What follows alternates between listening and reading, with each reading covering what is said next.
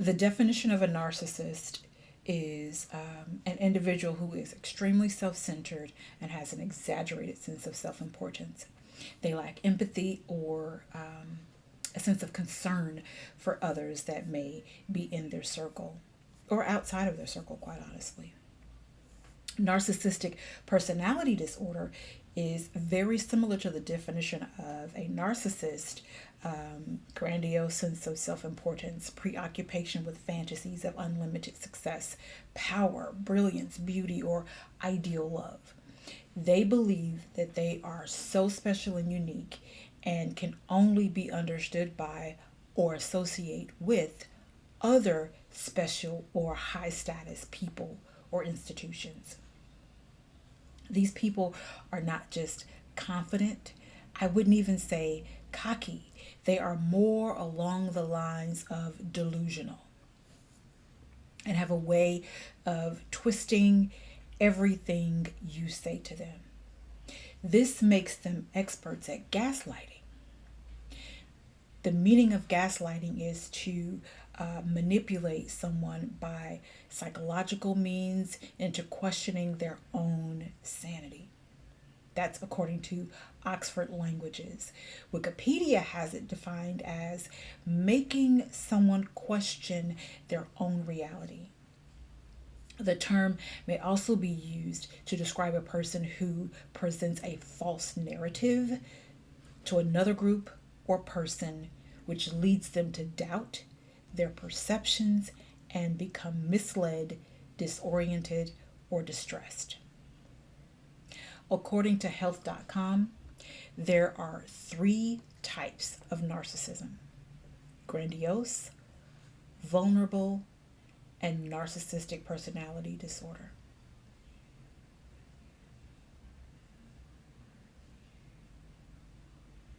Narcissists lie, cheat, steal, manipulate, twist, gaslight, conjure, victimize, and play victim to their very own shenanigans. I've noticed that this term narcissist has been popping up a lot lately. Over the last 2 to 5 years, I've heard it more than I have in the last 20 years. I believe there are a few factors that have made it more prominent. One would be political atmosphere over the last 6 years, and 2, the virus that has rocked the world has made people more aware of those that they are in close relationships with. However, I have studied this behavior for years and a bit more in depth in the last 10 years. Why? That takes me to the title of this episode. I am married to a narcissist. Welcome to another episode of the Caregiver's Crash podcast. Just over 11 years ago, I viewed my then boyfriend or fiance's behavior as one of a spoiled brat. He had been spoiled by his mother, his sister, and most every other woman he'd been in an intimate relationship with.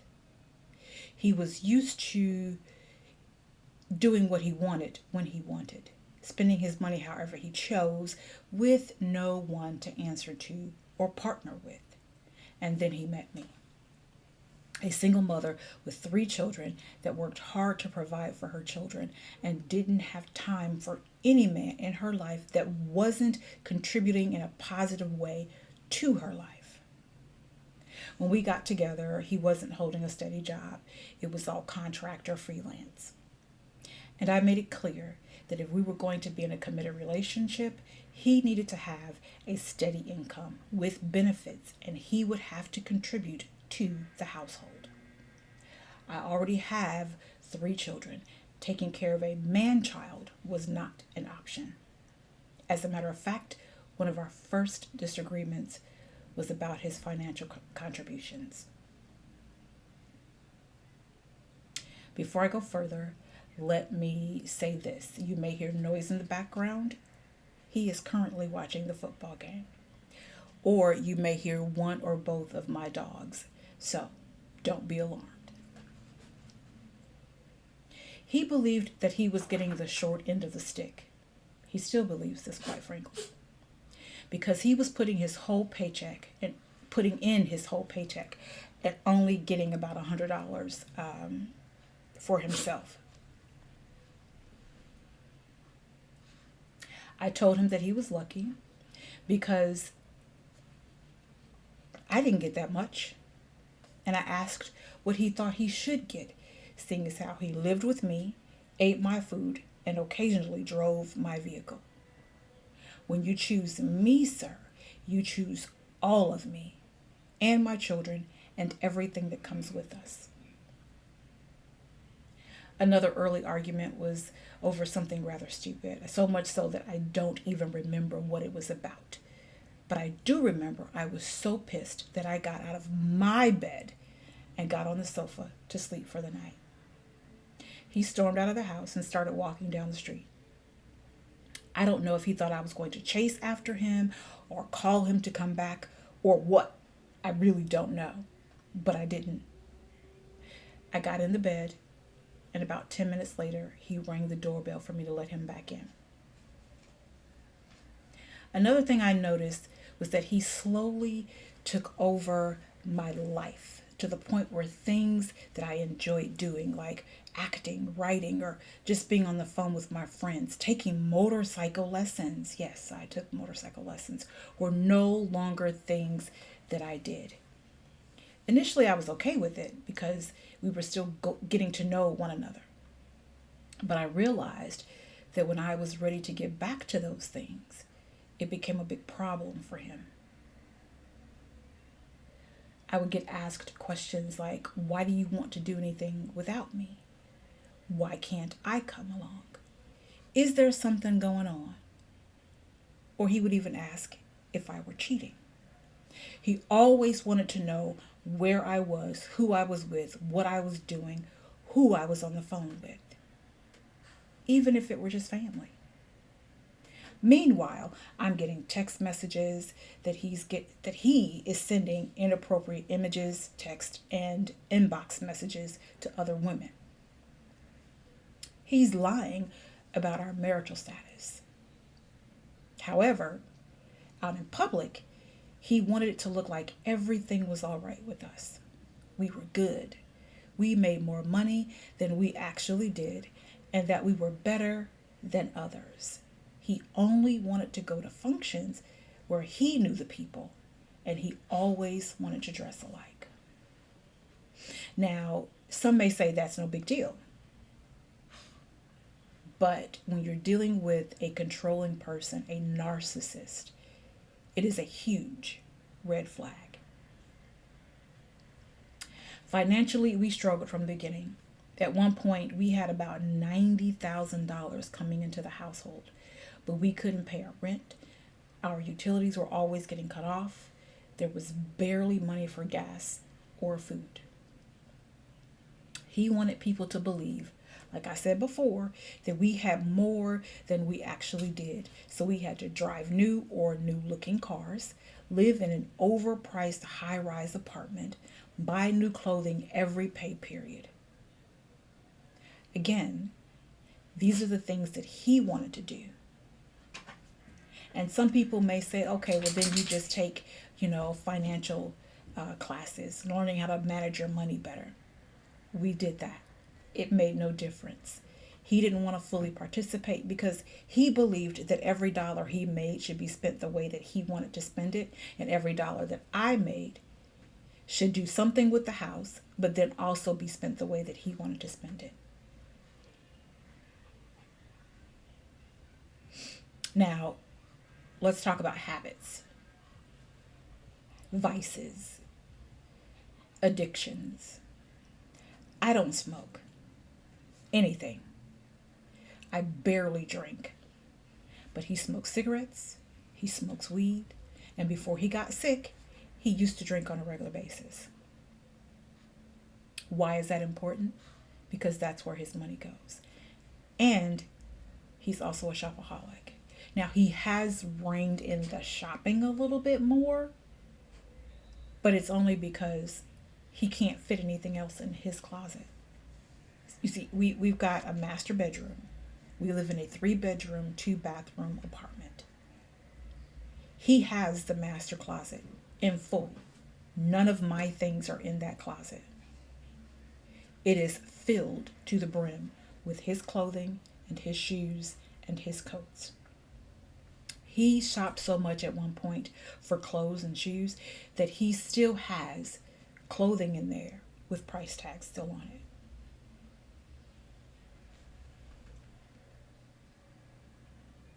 it. He has pawned valuable items just so that he could buy weed or cigarettes. We have pawned valuables so that we could pay bills. That's how I lost my second wedding set, because we pawned it and couldn't pay the loan back. That's how he also lost his half-carat diamond earrings, because he couldn't pay the loan back.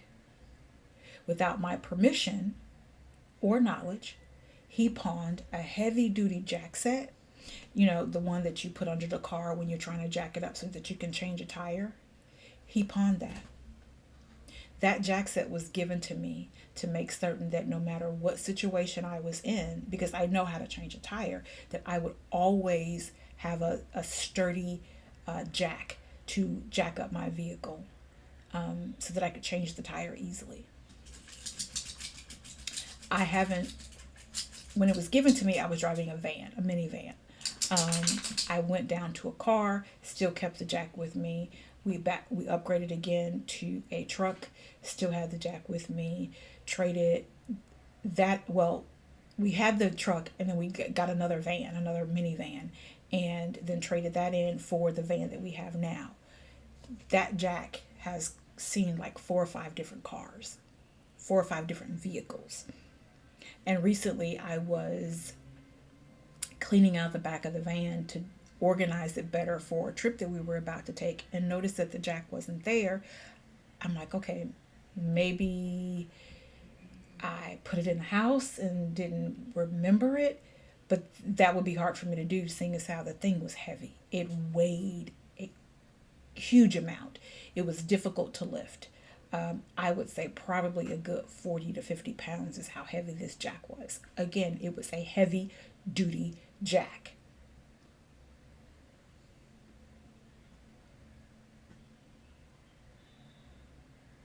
How did I find out he pawned it?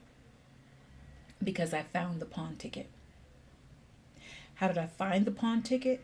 Because I had to go into his wallet to get 2 other tickets to go pay on 2 pawns that he had, and found the ticket for the jack in there. I was devastated. Absolutely devastated. Because he did it. It was thievery, basically. He stole from me. Not the first time, but we won't talk about that right now. By the time I found the ticket, though, it was too late for me to go get my jack. So it was, I'm sure, sold to someone else for a very inexpensive price.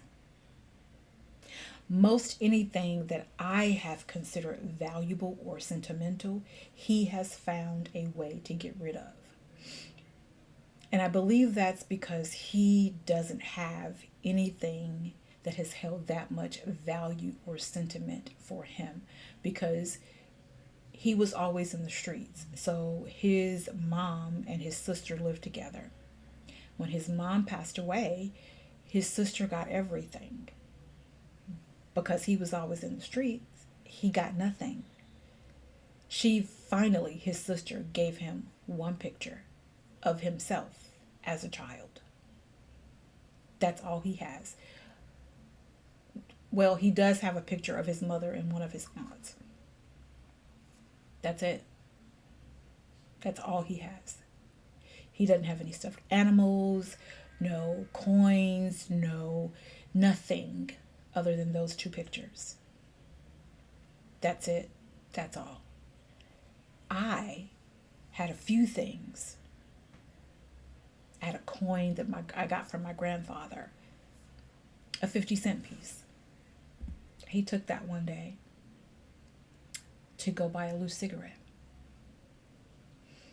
And then when I found out it wasn't in my wallet anymore, he's like, I didn't take it. And then he said, but no, you told me to take it. I never would have told you to take that. It was my grandfather's. My grandfather passed in 2015. He took this in 2017. Plants from when my grandfather passed away. I held on to those plants. When we decided to relocate from Chicago to Arlington, Texas, he wanted to leave the plants behind. I was pissed, and I told him as much. And he's like, they're just plants. Yeah, but they're my plants, and they hold a sentimental value to me. He had no clue why I was so upset. I had to express to him, because they are the plants that came from my grandfather's funeral. Not only did I have those plants, I had plants from my mom. I had plants from my grandmother. He left them in the storage unit, and I didn't realize it. Well, the plants from my mom and my grandmother, I didn't realize weren't there. The plants from my grandfather, I knew weren't there because they were huge. And he said, we're not taking those. They're staying here. I was infuriated, but I let it go. Now, as for verbally, his mouth is horrible. He will say whatever he can to cut you down. And then in the next moment, act as if nothing ever happened. He often jokes about doing what he calls shitting on people, which essentially means that he would belittle them verbally. In many cases, he did, but there were times, I won't say were, are times when he exaggerates how things actually went to make himself appear bigger or harder. I don't understand it. If you brought it to his attention or bring it to his attention, he would just say he didn't say it, or he didn't mean it, or that I take things too seriously. That was his big one. I took things too seriously. I didn't know how to have fun. He was only joking around. Okay. One of my children lives an alternative lifestyle and suffers from depression.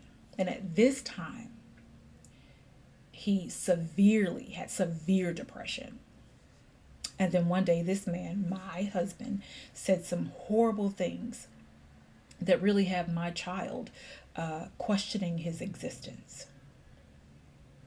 My husband and I argued fiercely about that, to the point where I drove away.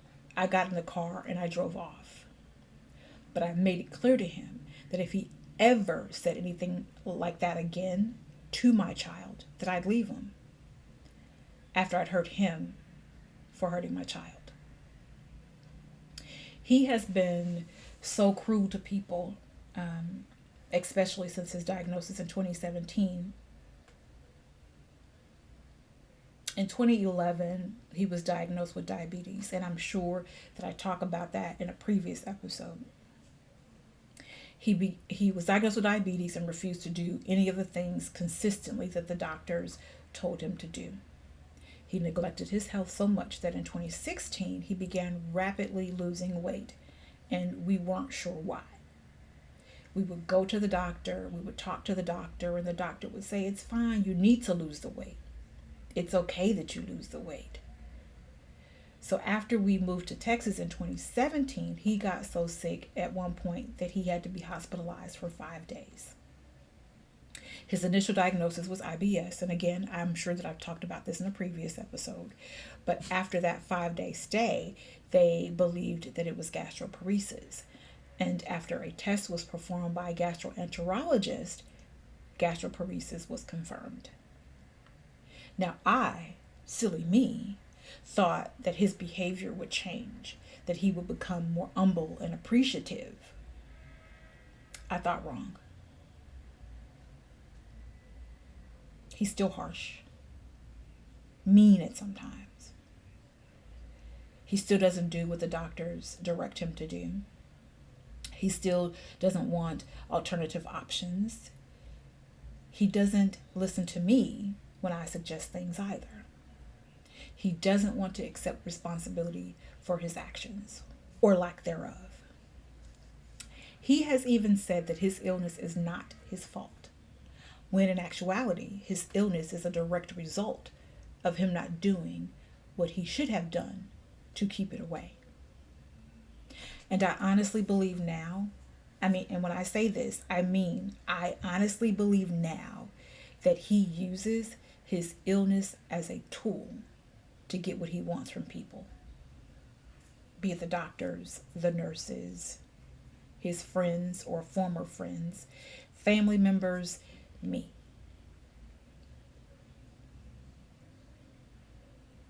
I'm going to tell you a little bit later what kind of narcissist I believe he is. Now back to his verbal assault. We were in a doctor's office one day, a new doctor for him, and the doctor that he was supposed to see had quit, but they never told us. They never rescheduled his appointment. So they gave us a PA, a physician's assistant, and she really didn't have the time, but she wanted to do a cursory exam so that she knew what she would be dealing with when he came back. But he was so hateful with his words towards her that when we were leaving, she whispered to me that she would pray for me.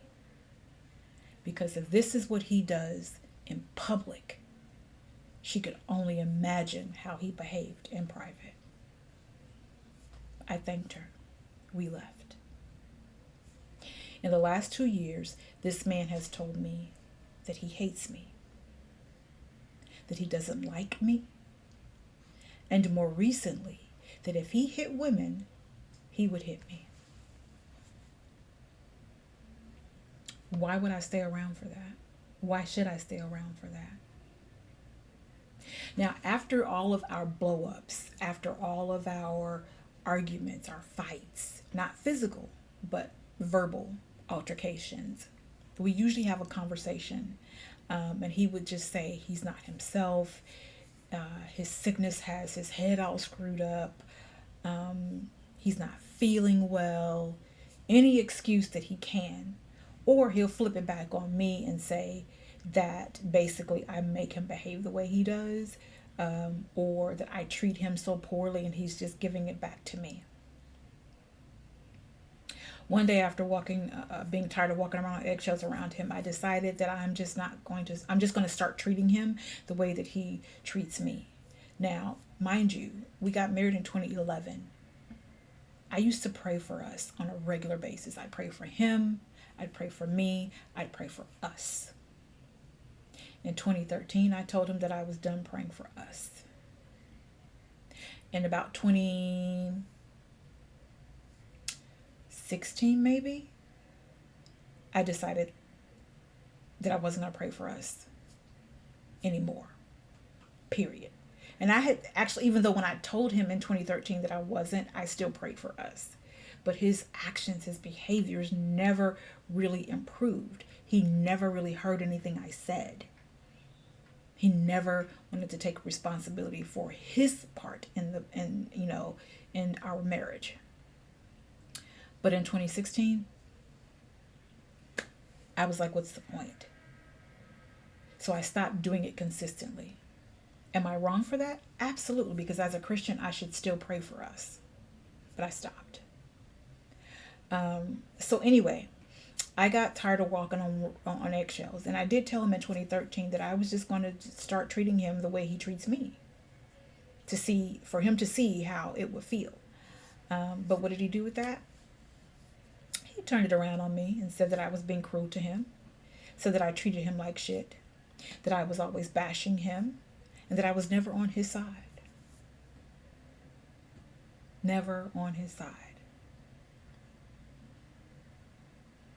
Mind you, I'm the same woman that takes him to the hospital every time he has to go. And I sit for hours in the ER with him. I'm the same woman that takes him to his doctor's appointments, even if that means that I'm taking off of work. Even if that means that I'm exhausted. Literally. Exhausted. To the point of feeling drunk. Exhausted. When I explained to him that I was only doing to him what he has done to me, he told me that he never talks to me that way. And, and if he did, it was because it's how I talk to him. And again, he told me that I make him behave the way that he does. Again, not taking responsibility. And this is, again, a prime example of gaslighting. They're flipping what you said to them back onto you. So, quick interjection here. For those that may not believe that what I'm saying about his behavior is true, I have recordings. I have text messages. The recordings are both audio and some have been video. I have all of the text messages in my new phone, in my old phone. I have proof. I have been actually tempted to post them publicly just so that people could see what I was dealing with. But I chose not to do it because I chose not to stoop to that level. Now, my first marriage, I was so stressed about how it was going to hell in a handbasket to the point that I not only gained a tremendous amount of weight, but then I turned around and lost a great deal of weight quickly. I also lost hair, which is why, if you're watching, you can see I have these spots. I was well aware of how stress impacted my body, and I knew that if I ever got that stress again, it could get dangerous. And sure enough, in 2018, it got dangerous. There was a strain of flu going around, and it was so horrible that it was killing people at a relatively high rate. At that time, I worked for a company that had two main offices. They had satellite offices, but they had two main offices. And the flu had already attacked people in one of those offices and had started to spread to the office that I worked in. And when I began to feel sick, I just thought that it was the flu and began treating it as such. So I'm taking my cold and flu meds. I'm taking meds for body aches, Theraflu, emergency vitamins. I'm doing all of this to fight off what I thought was the flu. I was tired, my body ached, I'd been coughing and sneezing, and I've had the flu several times, and I just did what I normally do, but one thing didn't match, and I couldn't figure out what it actually meant. My stomach was bloated, like sitting out, and I was having some pain in my stomach area. Now, by itself, it could have been gas bloat, but combined with the flu symptoms, I just wasn't sure. One night I left work a little bit early, just a tiny bit early. I think maybe like 30 minutes to an hour at the most, because I was feeling so bad. And when I got home, I went straight to bed. I didn't take my clothes off. I didn't take a shower. I went straight to bed. And I had probably been asleep for like an hour, maybe two, close to two. And a very, very sharp pain woke me up. And I thought maybe it was gas, Sometimes you get pains in your stomach, in your groin area, or even in your anal area because of gas. And so that's what I thought it was. I thought it was gas and I needed to go move my bowels, but I could barely walk to the bathroom. Now, mind you, at this time, we were in a very teeny tiny apartment that was about 700 square feet. So when you walked into our apartment, to the right was the living room, to the left was a small eating area, the kitchen, the bathroom, and then our bedroom. So I'm in the bedroom. The bathroom is literally probably 30 steps away, if that. And I could barely make it there. The pain was so bad. I could barely make it to the bathroom. So I'm bent over trying to get there, and I sat on the toilet when I finally made it, still in excruciating pain. But nothing happened. No bowel movement, no nothing. But the pain wouldn't go away. And by this time now, I can't walk. So I am literally on the floor with my pants down, trying to crawl into the living room where my husband was. So I'm, calling out for him in a very weak, pain-filled voice. I'm calling out for him. And he panics because that's who he is. He is horrible in emergency situations. So he panics and tries to help me to the sofa. And I told him that I felt like I had to throw up. I'm sorry, my dog's tail is under my foot, which is not good. So he called his cousin, who told him to call the ambulance, and I was rushed to the hospital. They drew blood, gave me pain meds, ran a bunch of tests, and then the doctor comes running in and is yelling at me for waiting so long. Told me that if I had waited any longer, I would have been dead. Told me that I could have died. Literally died if I had waited any longer. I had no clue what she was talking about, and I told her that. Turns out I was septic. Body full of infection. Blood infected. So they immediately began treating me with antibiotics. We talked about surgery because they felt that I might need it, but they wanted to start with the antibiotics first, and they were going to try to figure out where and how the infection started, because I hadn't been in an accident, I hadn't cut myself. There was nothing obvious to say how it started. Nothing obvious to say how it started. Do you know what my husband said, though? While all of this is going on with me, while I'm in pain, while I am being treated with antibiotics, while I am being told that I could have died had I waited any longer. Now, when I threw up the infection. I was literally throwing up the infected bile. But what did he say? Who's going to take care of me? They finally get me to a room, and I am literally having pain-induced seizures. Pain-induced seizures. And he's sitting beside me, ignoring my moans of pain. And he's complaining about how uncomfortable the chair is and telling me that one of the kids is going to have to come down to Texas while I'm sick so that someone can take care of him. Are you kidding me? I am literally on the brink of death, and you're concerned about who's going to take care of you. Now, the face that he put on for the medical staff was one of the supportive husband, but he was far from it. I have been to the ER at this point. Like I said, we were in 2018. He was diagnosed with gastroparesis in 2017. But until he was diagnosed, we were going to the ER every week. I was sitting in there with him for hours in the middle of the night because I had worked a full job. I was at work a full day and then taking him to the ER. Or I was at work a full week and then we would go to the ER on the weekends. Spending money trying to figure out how to, get his medications, and nothing is working.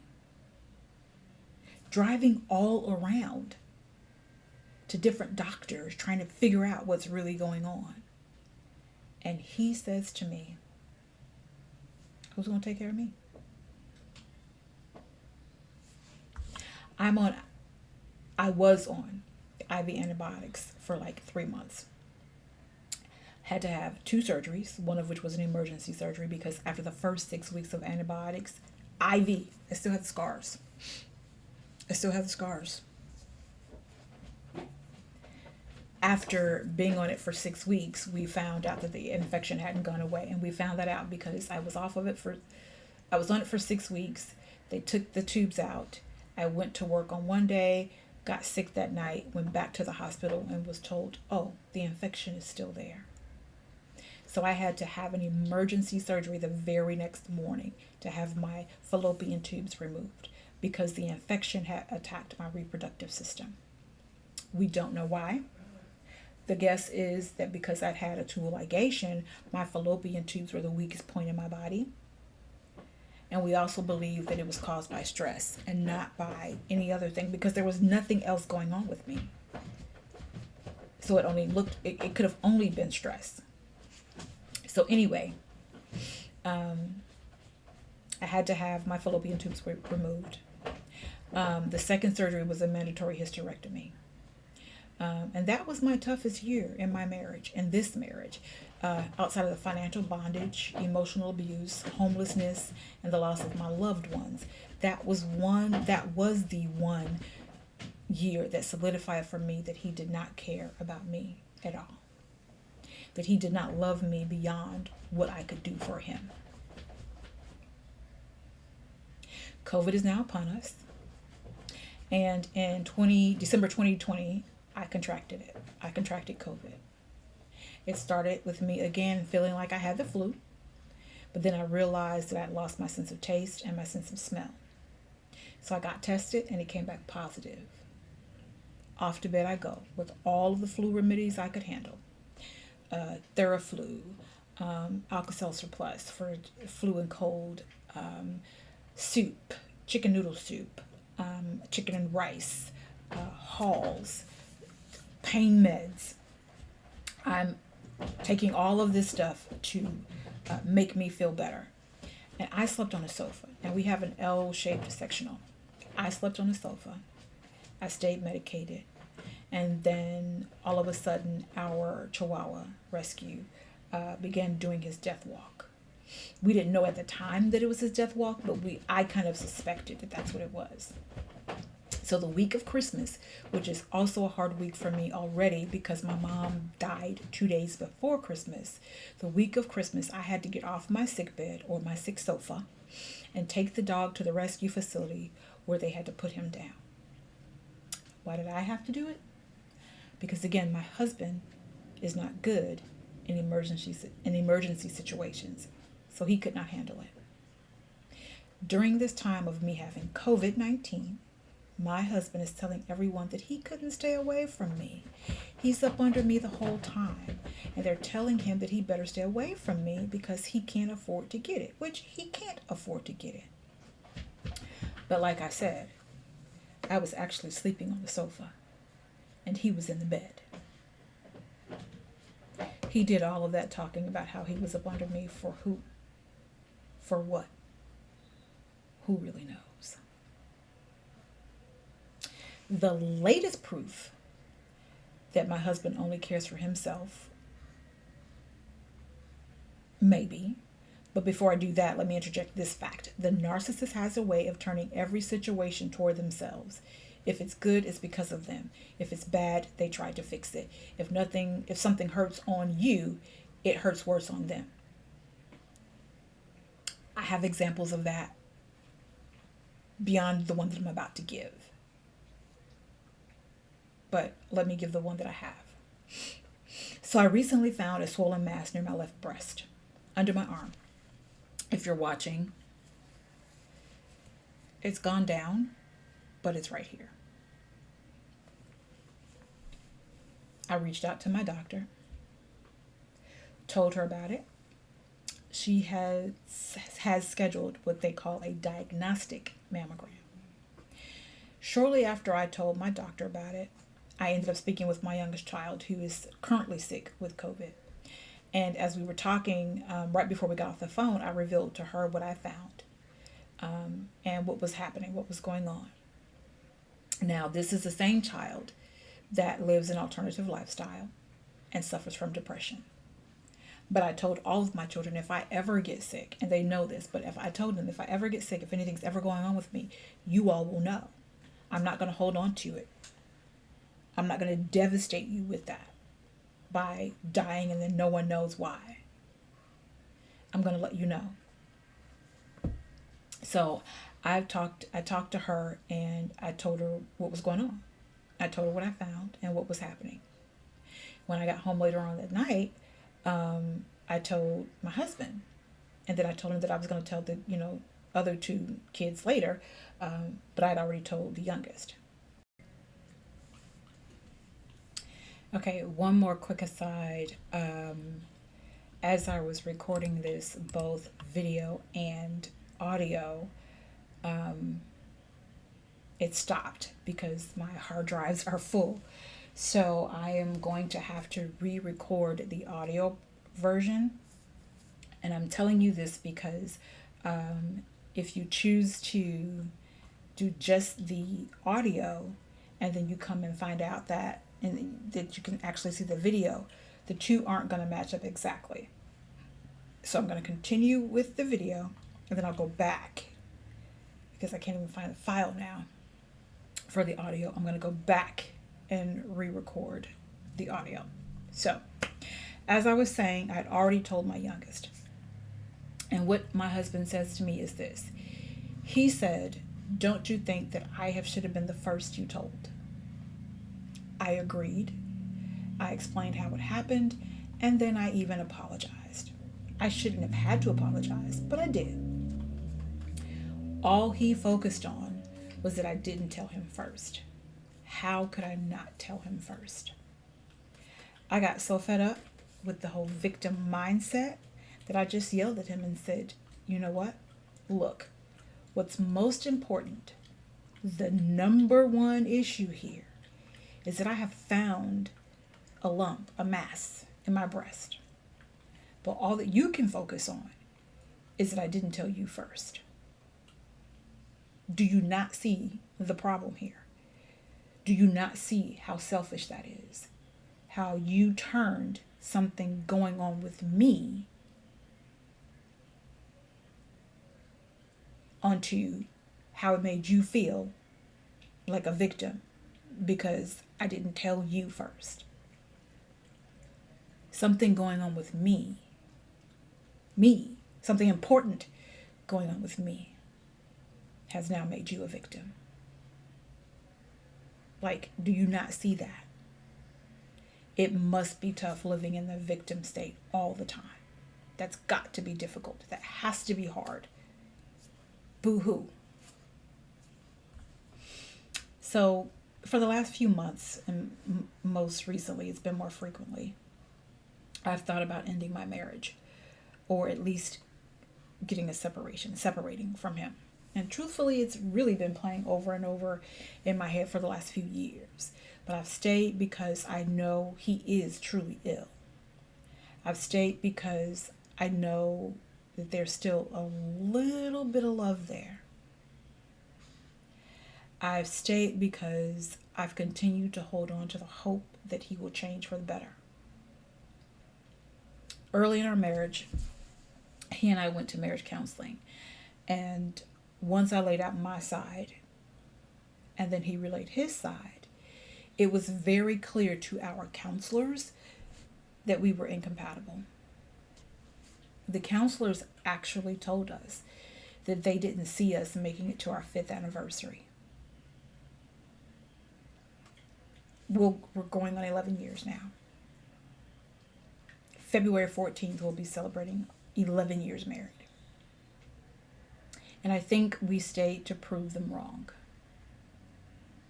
All the while hurting one another and ourselves. I married him because I believe I heard God's voice tell me that he was my husband. I did the same thing with my first husband. But just like that first one, I believe I hear God telling me that he did not purpose me for the pain that I have allowed myself to endure. I believe that I hear God saying that he loves me too much for this, that I deserve so much better. Even if that better means that I have to do it by myself. And because I believe that, I have made the decision to exit. So I'm working now on how and when, but it's coming. Whether I'm sick or not, I'm going it alone because I'd rather be alone and fight sickness than be alone than be with him fighting a sickness and a toxic relationship.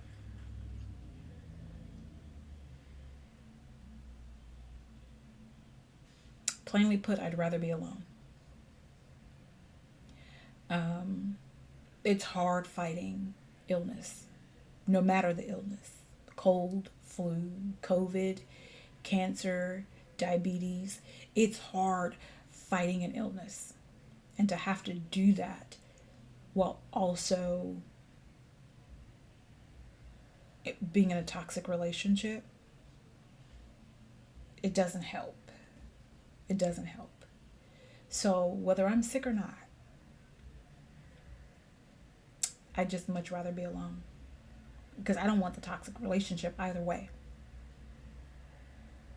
I just don't. I don't deserve it. I don't need it. It serves no purpose in my life other than to help me see that I deserve so much better. Now, I didn't share my experience with you. I don't share my experiences with you all for pity. But I share because I want you to know that you're not alone and that you do deserve better. God did not purpose you for the pain that you have allowed yourself to endure.